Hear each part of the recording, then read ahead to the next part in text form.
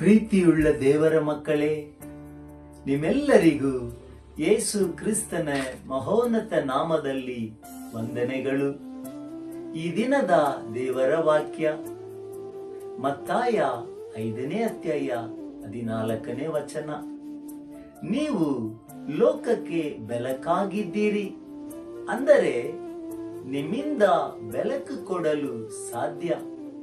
ಮನುಷ್ಯನ ಆತ್ಮವು ಯೆಹೋವನ ದೀಪವಾಗಿದೆ.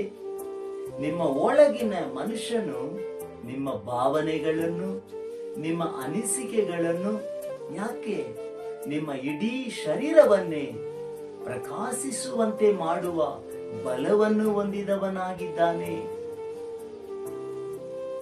ಸ್ಟೇಫನ ಆತ್ಮ ಪ್ರಕಾಶಿಸಿದ್ದು ಅವನ ಮುಖದಲ್ಲಿ ಪ್ರತಿಬಿಂಬಿಸಿತ್ತು. ಅದರ ಹಾಗೆಯೇ ನೀವು ಕೂಡ ಸಂಪೂರ್ಣವಾಗಿ ದೇವರ ಪರಿಪೂರ್ಣತೆಯಿಂದಲೂ ಮಹಿಮೆಯಿಂದಲೂ ತುಂಬಿದಿರಿ.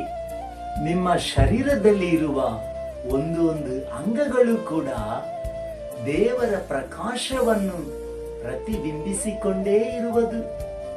ನೀವು ಹೋಗುವಂತಹ ಸ್ಥಳದಲ್ಲೆಲ್ಲ ಕತ್ತಲೆಯನ್ನು ದೂರ ತಳ್ಳಿ ಬೆಳಕನ್ನು ಕೊಡುವವರಾಗಿ ಇದ್ದೀರಿ.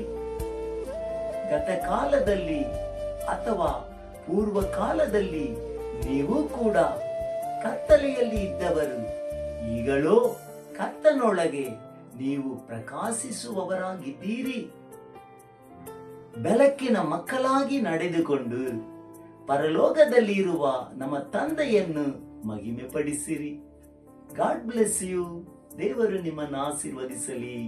ಆಮೇನ್.